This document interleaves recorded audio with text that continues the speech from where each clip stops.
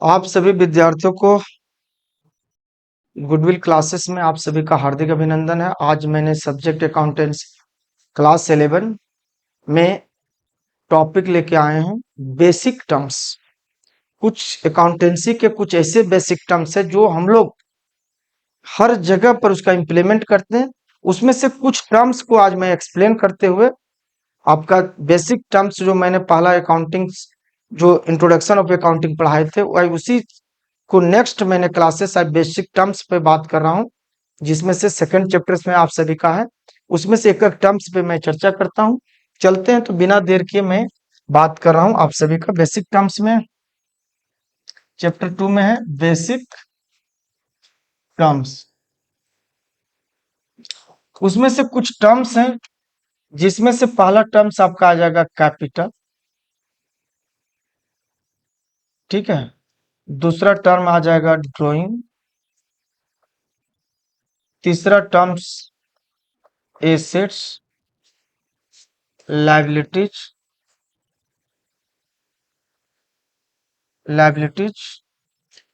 Purchase, जो हम लोग हर वर्ड में ये सब चीजें यूज करते हैं। आज इसी को हम लोग एक्सप्लेन करेंगे। सेल्स, फिर इसी में आ जाएगा परचेज रिटर्न, फिर इसमें आ जाएगा सेल्स रिटर्न, फिर इनकम और एक्सपेंसेज।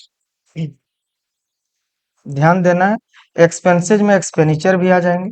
सभी चीजों को हम लोग एक्सपेंसेज करेंगे। इनकम में रेवेन्यू भी आ जाएंगे।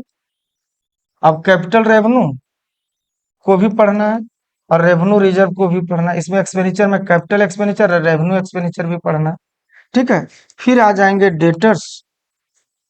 फिर डेटर्स की बात करते हैं तो फिर बिल रिसीवेबल, फिर ये इसी दोनों को मिला देंगे तो ट्रेड रिसीवेबल बन जाएगा। उसी प्रकार क्रेडिटर्स है, बिल्स पेबल है, फिर इसी को हम लोग ट्रेड पेबल बोलते हैं। फिर बैड डेब्ट्स है, बैड डेब्ट्स या बैड डेब्ट्स रिकवर्ड,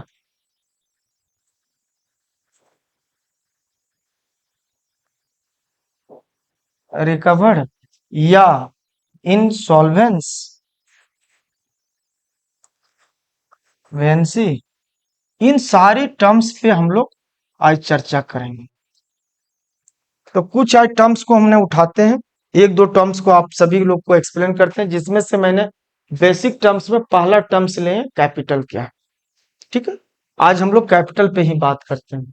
चलते हैं, सबसे पहले समझना है कि कैपिटल क्या है।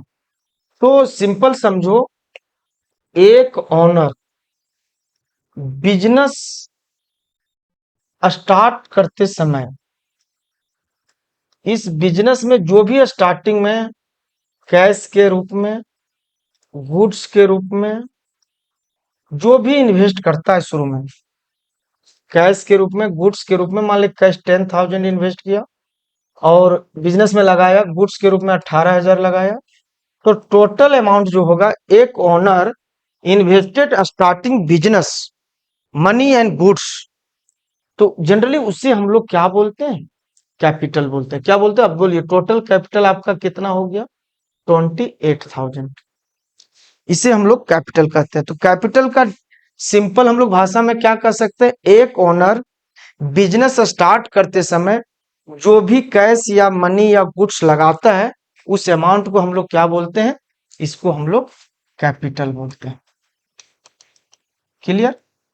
अब बिजनेस से, कैपिटल से, इसमें से मान लेते हैं कि कुछ कैश के रूप में 2,000 और गुड्स के रूप में 8,000 बिजनेस से निकाल करके इस टोटल 10,000 पर्सनल यूज कर लिया। उस व्यक्ति ने बिजनेस में यूज नहीं किया, कहाँ यूज कर लिया, पर्सनल यूज। तो उसको, इसको तो मैंने अभी कैपिटल का एक्सप्लेन किया। कैपिटल क्या है, तो एक ओनर स्टार्टेड बिजनेस करते समय जो भी कैश गुड्स लगाता है वो क्या कहलाता है, कैपिटल। अब कैपिटल फंड से निकाल करके कैश या गुड्स अपना यूज करता है, इसमें से 10,000 डिडक्ट हो गया, तो इस अमाउंट को हम लोग ड्रॉइंग बोलते हैं, पर्सनल यूज बोलते हैं, हाउस होल्ड बोलते हैं, डोमेस्टिक यूज बोलते हैं। इसे हम लोग क्या बोलते हैं, ड्रॉइंग बोलते हैं। तो क्लियर बात हो गया कि जब एक इन्वेस्टर स्टार्टेड बिजनेस करते समय जो भी मनी गुड्स लगाता है उस अमाउंट को हम लोग क्या बोलते हैं, कैपिटल बोलते हैं। और उसी अमाउंट से अपना यूज करता है जिसमें बिजनेस का कोई लेना देना नहीं, उसको पर्सनल यूज करता है, उसको हम लोग ड्राइंग बोलते हैं। अब बिजनेस का पैसा निकाल के घर में टीवी लगाए, बिजनेस का पैसा निकाल के अपना पर्सनल यूज किया, तो वो सारे अमाउंट जो खर्च करता है उसे ड्राइंग बोलते हैं, और हिंदी में क्या बोलते हैं, इसको आहरण बोलते हैं। उसी प्रकार से अब हम लोग, मैंने कैपिटल पर एक्सप्लेन कर दिया, ड्राइंग पर कर दिया, अब आता है सवाल क्या, एसेट्स। आज मैंने लायबिलिटी तक कुछ कुछ चर्चा कर देते हैं, ठीक है।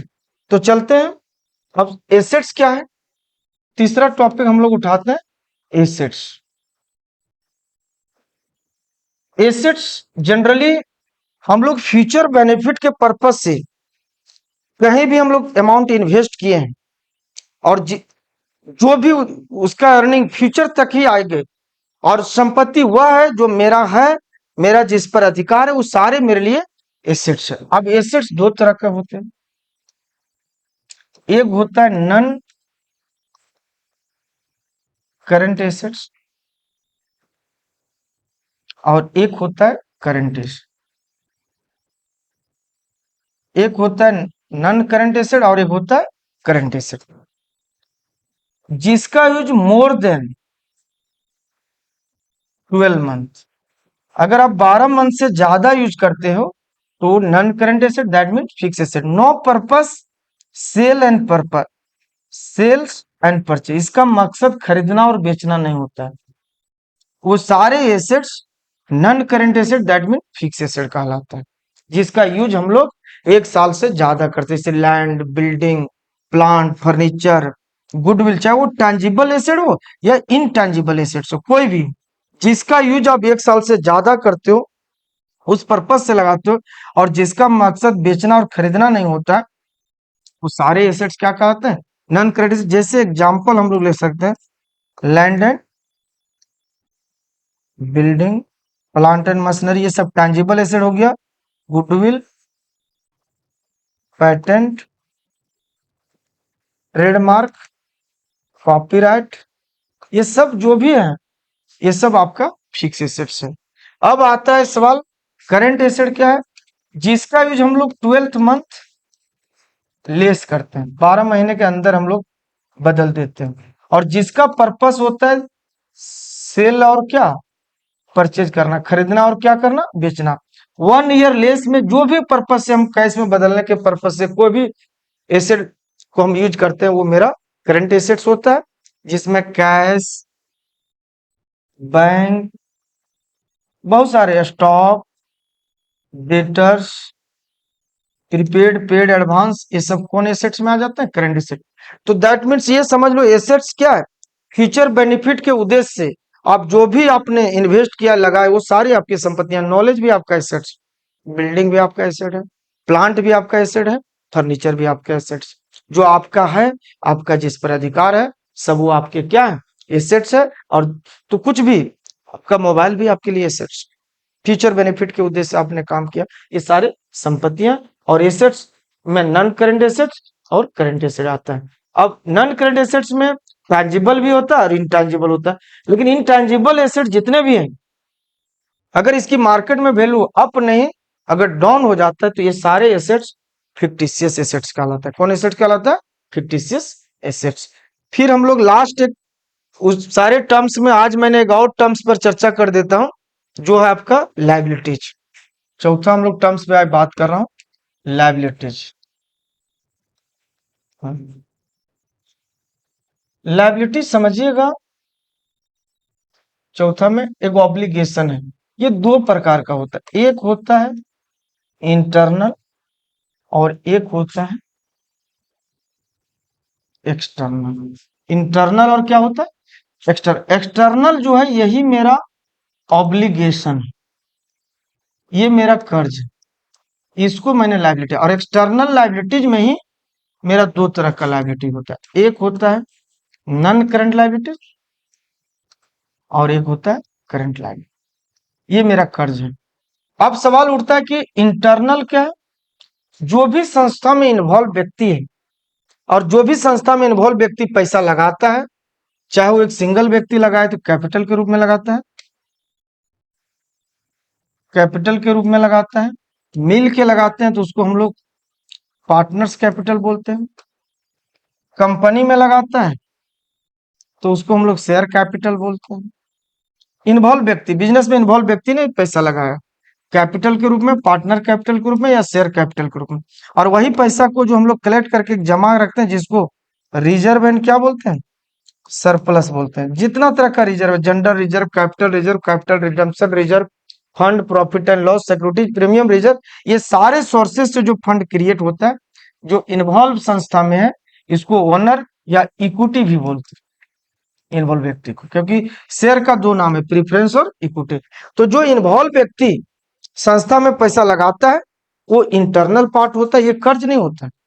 इसको मैंने इंटरनल, जो बिजनेस में इन्वॉल्व है वो लगाया है शुरुआत में, ये इंटरनल, ये कर्ज है। कर्ज ये एक्सटर्नल ऑब्लिगेशन, जो हम लोग से मदद नहीं हो रहा और हम लोग बाहर वाले लोग से मदद लेते हैं इन्वॉल्व करके, और वो कर्ज, और वो कर्ज दो तरह का होता है, एक नॉन करंट लायबिलिटी और एक करंट लायबिलिटी। फिर वही सवाल आया, मोर 12th मंथ, 12th मंथ के मोर के लिए अगर आपने कर्ज लिया है तो नॉन करंट लायबिलिटी होगा, चाहे वह लॉन्ग टर्म ब्रोइंग के रूप में हो या लॉन्ग टर्म प्रोविजन के रूप में हो या मॉर्गेज हो गया,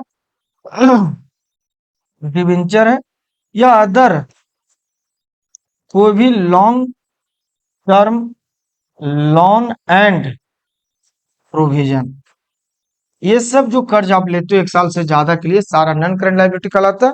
और जो 12 मंथ लेस के लिए किसी से भी कर्ज लेते हो जिसके अंतर्गत creditors, bills payable, short term loan, loan dues owing unpaid, ये सारे जो उधार आप किसी से भी कुछ करते हो जो 12 मंथ लेस होता है, इससे हम लोग करंट लायबिलिटी कहते हैं। तो चलते हैं, लायबिलिटीज टू टाइप्स में हमने डिवाइड किया, इंटरनल और क्या, एक्सटर्नल। एक्सटर्नल को हम लोग ऑब्लिगेशन, इसको कर्ज बोलते हैं, और इंटरनल ये फंड है मेरा, जो भी कैपिटल रिजर्व फंड के रूप में, ये मेरा इंटरनल सोर्स जिससे बिजनेस हम लोग चलाते हैं। और ये मेरा कर्ज एक्सटर्नल, एक्सटर्नल लायबिलिटी दो तरह का होता है, एक नॉन करंट लायबिलिटी और एक करंट लायबिलिटी, ठीक है। जो 1 ईयर मोर आप कर्ज लेते हो उसको हम लोग नॉन करंट लायबिलिटी करते हैं, और 1 ईयर लेस जो लेते हैं उसको करंट लायबिलिटी कहते हैं। आज मैंने बेसिक टर्म्स में, अकाउंटेंसी में मैंने 4 टर्म्स पे चर्चा किया, जिसमें से पहला कैपिटल, दूसरा ड्राइंग, तीसरा एसेट्स और चौथा लायबिलिटीज। फिर मैंने नेक्स्ट क्लासेस में जो भी टर्म्स बचे सभी टर्म्स पर 1 बाय 1 एक्सप्लेन करते हुए, समझाते हुए आगे बढ़ेंगे। और इस प्रकार से आप लोग जो मेरा channel goodwill commerce class doctor Mahesh sir के नाम से जो चैनल है, आप सभी लोग इसको सब्सक्राइब कर लीजिएगा और ज्यादा से ज्यादा शेयर कर दीजिएगा, ताकि एक अलग पूरे क्लास का जो इम्पोर्टेंस है सभी बच्चे तक इसका पहुंचे और लाभ उठा सके। धन्यवाद, थैंक यू।